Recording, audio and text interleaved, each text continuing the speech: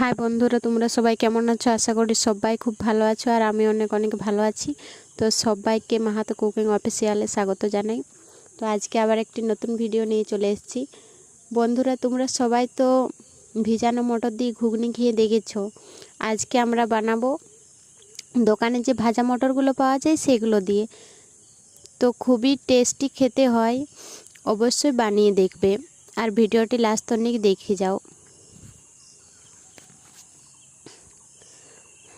আলুগুলো প্রথমে দিয়ে দিয়েছে, তারপর ওই দোকানের ভাজা মটরগুলো এতে দিয়ে দিল সিদ্ধ হওয়ার জন্য।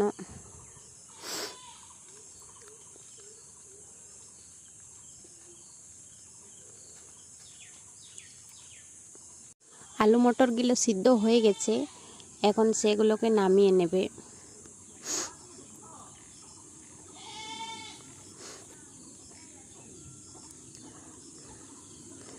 এই যে একটা বাটিতে কেড়ে নিচ্ছে।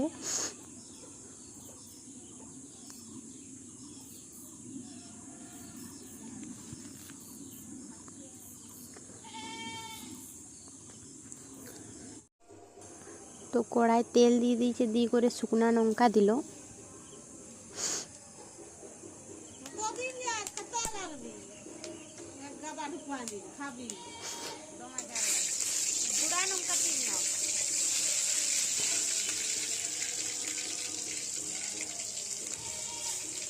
এরপরে হলুদ, জিরা ধনা গুঁড়ো আর আদা বাটা দিয়ে দিল। যেহেতু এটা নিরামিষ ঘুগনি হচ্ছে, তাই পেঁয়াজ রসুনটা বাদ দেওয়া হয়েছে, তোমরা চাইলে সেটিকে দিতে পারো। এখন মশলাটাকে কষে নিচ্ছে ভালো করে।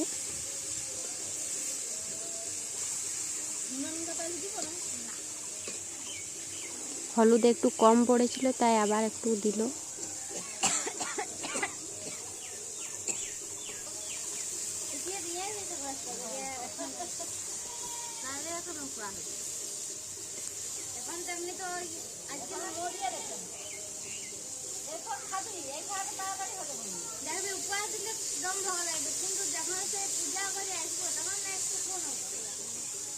মশলা ভাজা হয়ে গেছে, এখন আলু আর মটরটি মশলাটা সিদ্ধ হওয়ার জন্য কিছুটা পরিমাণ জল দিল।